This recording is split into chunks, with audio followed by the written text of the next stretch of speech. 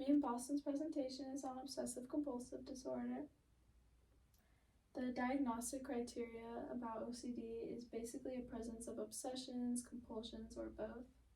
Obsessions are like reoccurrent and persistent thoughts or ideas or urges that give the individual anxiety or distress. So, in order to combat this anxiety, the individual will suppress these thoughts or images by performing a compulsion. Compulsions are basically repetitive behaviors or mental actions that the individual does to like calm the anxiety or like prevent a horrific event, even if it's just all in their head.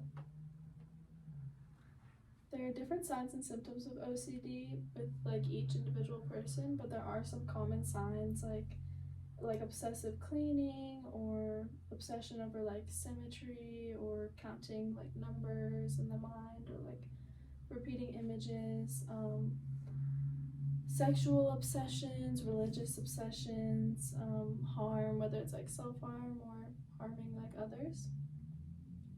There's basically a cycle of like an obsessive thought and anxiety about it, the compulsive behavior, and then temporary relief. There are a lot of different causes of OCD, like biological. There are neurotransmitters in the brain, like glutamate, dopamine, serotonin. When these are like imbalanced, it's linked to OCD. There's psychological factors like behavioral and emotional and cognitive factors.